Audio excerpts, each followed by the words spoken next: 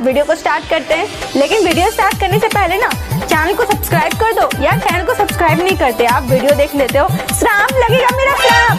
Channel को subscribe करो आप भी इसी वक्त, नहीं तो पक्का गर्लफ्रेंड नहीं पटेगी, सिंगल मरोगे तुम, सिंगल।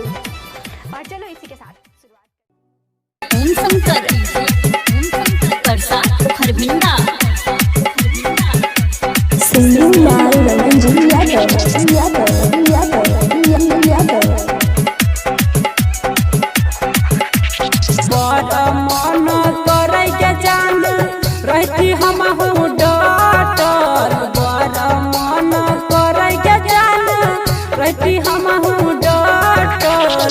बन के और हनिया गई सोना रहती हरदम सटल, बन के और हनिया गई सोना रहती हरदम सटल।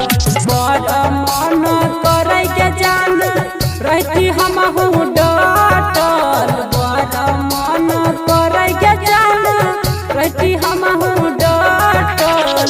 बन के और हनिया गई सोना रहती हरदम सटल, बन के और हनिया गई सोना रहती हरदम सटल। अभी आप सुन रहे हैं जेएम म्यूजिक की शानदार प्रस्तुति।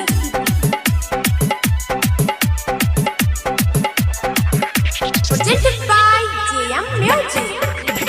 डीजे ओम शंकर परसा हरभिंडा। मायरे के सखी देखा के चुसकी नागिन जैसन चाल पर भेलियो दीवाना सुन गे सोना तोहर रेशम बाल पर। लागे छही सुन गे जान तू आई रटल, लागे छही तू गे जान किताब जना रटल। बन के और हनिया गई सोना रहती हरदम सटल, बन के और हनिया गई जान। डीजे ओम शंकर परसा हरभिंडा।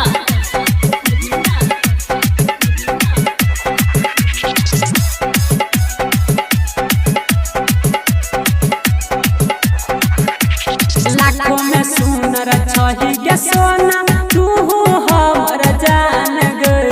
कोन माटी से बनल पतोरा बोला ना भगवान गई।